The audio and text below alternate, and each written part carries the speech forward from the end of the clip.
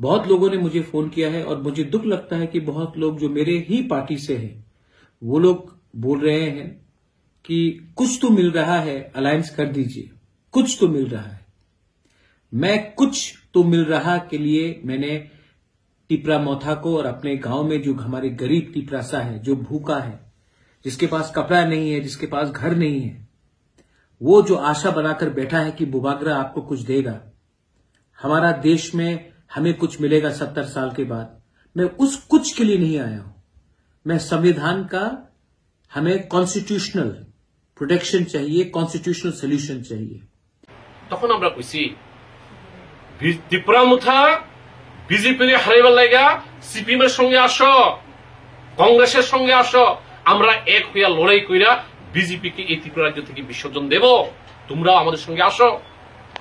প্রদ্যুৎ বাবু একবার জিতেন চৌধুরীর সঙ্গে কথা কয়, একবার ওই সুধীর ভাই বাবার সঙ্গে কথা কয়, একবার তো আমাদের এখানে আইছিল जितेन बाबू बारीते आया कुछ जितेन बाबू आप चीफ मिनिस्टर बनना है।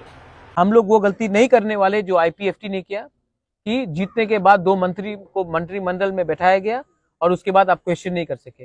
मैं अपने यहाँ में एमएलए कैंडिडेट्स के सामने क्लियरली बोल रहा हूँ कि हमारा कोई भी एमएलए गवर्नमेंट में नहीं बैठेगा, मंत्री नहीं बनेगा जब तक हमारा कॉन्स्टिट्यूशनल सोल्यूशन नहीं होता। जे विरोधी बोर्ड আছে ইদারে ভাগাভাগি কইরা বিজেপি রে পার করায় দিতে পারে। তখন আমরা কইছি ত্রিপুরা মুথা বিজেপি রে হারাইবার লাগা সিপিএম এর সঙ্গে আসো, কংগ্রেসের সঙ্গে আসো, আমরা এক হইয়া লড়াই কইরা বিজেপি কে এই ত্রিপুরা রাজ্য থেকে বিসর্জন দেব, তোমরাও আমাদের সঙ্গে আসো। প্রদ্যুৎ বাবু একবার জিতেন চৌধুরীর সঙ্গে কথা কয়, একবার ওই সুধীর ভাই বাবার সঙ্গে কথা কয়, একবার তো আমাদের এখানে আইছিল जितेन बाबू बारीते आया कुछ जितेन बाबू आप चीफ मिनिस्टर बनना है। दुखिया को आमी साक्षी तो जितेन दा कैसे हम कैसे चीफ मिनिस्टर बनेंगे, आप त्रिपुरा मोथा का लीडर है, मैं सीपीएम क्या होगा, आप सीपीएम छोड़ दीजिए। कि हम लोगों को अलायंस का ऑफर मिल रहा है यहां से वहां से। मैं आप सबको एक बात आज क्लियरली बोलना चाहता हूं, अगले 2-3 दिन के अंदर टिपरा मोथा अपना कैंडिडेट का लिस्ट फाइनल करके रिलीज करेगा। बहुत लोगों ने मुझे फोन किया है और मुझे दुख लगता है कि बहुत लोग जो मेरे ही पार्टी से हैं वो लोग बोल रहे हैं कि कुछ तो मिल रहा है, अलायंस कर दीजिए, कुछ तो मिल रहा है।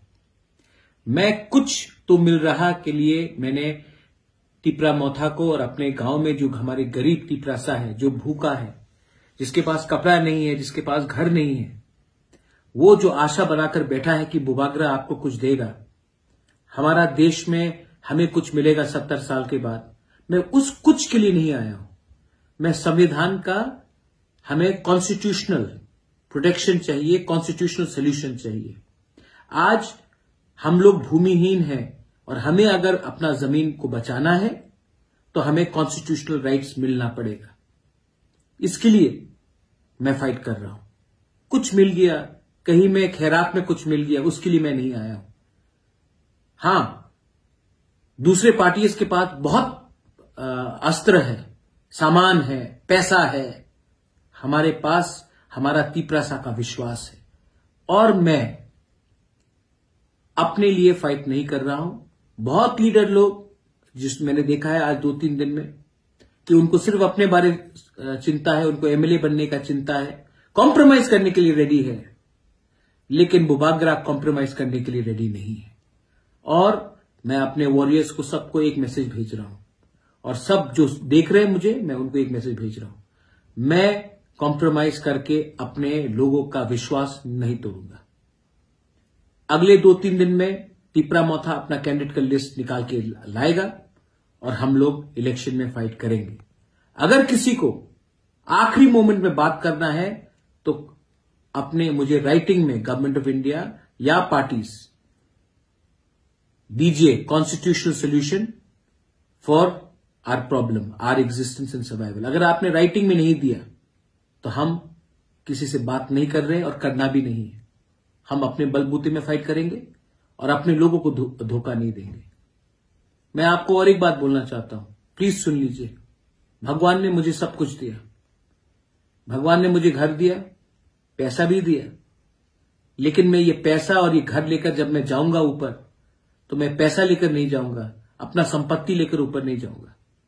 मैं एक अच्छा नाम लेकर ऊपर जा सकता हूं, और अगर मेरा अपना अच्छा नाम रखना है तो मैं कॉम्प्रोमाइज करके अपने देश को नहीं बेच सकता, अपने लोगों को नहीं बेच सकता। ये फाइट जो लोग बोल रहे हैं कि मुझे एमएलए बनना वरना मैं चला जाऊंगा, आप चले जाइए। जो लोग बोल रहे हैं कि अगर आप ये करेंगे तो मुझे ये चाहिए, आपको एक बात मैं बोलना चाहता हूं कि आप लोग भी शर्म करो। ये फाइट हमारा 13 लाख लोगों का है। ये फाइट सिर्फ 20 लोगों को कहीं में पहुंचाने का नहीं है, 25 लोगों को एमएलए बनाने का नहीं है, 30 लोगों को एमएलए बनाने का नहीं है। ये फाइट हमारा अधिकार का है, और ये अधिकार आपके पास तभी आएगा जब कानून बनेगा, आईन बनेगा, संविधान में बनेगा और हमें अपना प्रोटेक्शन मिलेगा। तो मैं कॉम्प्रोमाइज नहीं करूंगा। तिपरामोथा वॉरियर्स, मैं अगले 3 दिन के अंदर, 2 या 3 दिन के अंदर मैं कैंडिडेट्स का लिस्ट निकालने वाला हूं। आप लोग रेडी हो जाइए। मत पूछिए कि कौन आपका एमएलए बनेगा, ये पूछिए कि तिपरालैंड मिलेगा कि नहीं मिलेगा, ग्रेटर तिपरालैंड मिलेगा कि नहीं मिलेगा। मत पूछिए कि ये मेरा एमएलए होगा या ये हमारा एमएलए होगा। ये पूछिए कि अगर थानसा रहा तभी 13 लाख लोगों को कुछ मिलेगा। ये फाइट 2-3 लोगों का नहीं है, ये फाइट थोड़ा वीआईपी बनाने के लिए नहीं है। ये फाइट हमारा फ्यूचर का है, ये फाइट हमारा नेक्स्ट जनरेशन का है, और ये फाइट मैं अकेला लड़ रहा हूं और मैं लड़ूंगा। अगर आपको मेरा संग रहना है तो रहिए, साथ देना है तो दीजिए। और अगर आपको जैसे पहले बड़ा बड़ा बात करके, इलेक्शन के पहले कॉम्प्रोमाइज करके, सीट एडजस्टमेंट करके, लेकिन अपने लोगों का राइट्स को ना देकर आपने अगर अलायंस किया, तो हमारा तिपरासा हमको कभी माफ नहीं करेगा। 23 নির্বাচন হইল 20টা আসন এসটি রিজার্ভ সেট, এছাড়াও আরো 22টা আসনে, তার টোটাল 42টা আসনে তিপরামুথা প্রার্থী দিচ্ছে। কে প্রার্থী দিচ্ছে বাকি 22টা আসনে? যাতে বিজেপির যে বিরোধী ভোট আছে এদের ভাগাভাগি কইরা বিজেপিরে পার করাই দিতে পারে। তখন আমরা কইছি তিপরামুথা বিজেপিরে হারাইবার লাগা সিপিএম এর সঙ্গে আসো, কংগ্রেসের সঙ্গে আসো, আমরা এক হইয়া লড়াই কইরা বিজেপিকে এই ত্রিপুরা রাজ্য থেকে বিসর্জন দেব, তোমরাও আমাদের সঙ্গে আসো। প্রদ্যুৎ বাবু একবার জিতেন চৌধুরীর সঙ্গে কথা কয়, একবার ওই সুধীর ভাই বাবুর সঙ্গে কথা কয়, একবার তো আমাদের এখানে আইছিল জিতেন বাবুর বাড়িতে আইয়া কইছে, জিতেন বাবু আপ চিফ মিনিস্টার बनना है। দুঃখেই কয় আমি সাক্ষী। तो जितेंद्र कैसे हम कैसे चीफ मिनिस्टर बनेंगे, आप तिपरामोथा का लीडर है, मैं सीपीएम क्या होगा, आप सीपीएम छोड़ दीजिए। जितेंद्र कोई सीपीएम छोड़ दिवा लगा। तो जितेंद्र कैसे আমি আজকে জিতেন চৌধুরী হইছি কমিউনিস্ট পার্টির ধুলোতে এই জায়গায় আমাদের চিনে, আমি সিপিএম পার্টি তো ত্যাগ করার কথাই আছে না, বরঞ্চ তোমার ত্রিপুরামুথা আসো আমাদের সঙ্গে একসঙ্গে লড়াই কইরা আমরা ত্রিপুরা রাজ্য থেকে বিজেপিকে বিসর্জন দেই। वो की कैसे हम लोग देखेंगे, ठीक है, बाद में बात करेंगे। গেল 23টা 22টা আসনে প্রার্থী দিয়া কি দেখলো, বিজেপি যে বিরোধী ভোট এটাকে ভাগ ভাগ করলো। 23 বিধানসভা নির্বাচনে ত্রিপুরামুথা সিট পাইল 42টা আসন প্রার্থী দিয়ে 13টা আসন, আর বিজেপি আইপিএফটি বোধহয় 32টা আসন পাইছে। ভোটের অঙ্কর যদি বিচার করে বিজেপি 39% ভোট পাইছে, কংগ্রেস সিপিএম সম্মিলিত জোট আমরা 36% কাছাকাছি ভোট পাইছি। 3% অধিক ভোট পাইয়া বিজেপি দ্বিতীয়বারের জন্য ক্ষমতায় আইল। তাহলে বিশ্লেষণ কি? আমাদের পার্শ্ববর্তী বিধানসভা কেন্দ্র হইল রাজনগর, এসসি রিজার্ভ সিট, একজন এসসি রে দাঁড় করিয়া ত্রিপুরামুথা প্রার্থী করাইছে। এই রাজনগরের টোটাল ভোট প্রায় 47,000 কাছাকাছি। এসটি ভোট কত আছে? 3500 কাছাকাছি ভোট। দেখা গেছে ত্রিপুরামুথা যে প্রার্থী দাঁড়াইছে হে প্রায় 2,500 কাছাকাছি ভোট পাইছে। এই 2,500 ভোট এটা হলো বিজেপি বিরোধী যে ভোট, বিজেপি দেখতে পারে না, বিজেপি পছন্দ করে না। ত্রিপুরামুথা যদি প্রার্থী না দিত তাহলে এই 2500 ভোট বামফ্রন্ট ক্যান্ডিডেট বামফ্রন্ট প্রার্থীর কাছে আইতো। তাইলে এখানে সুদন দাস আমাদের প্রার্থী 1100 ভোটে হারছে, তাইলে এই 1100 ভোট ডিফিট দিয়াও আরো বহু ভোটে সুদন দাস জিতে।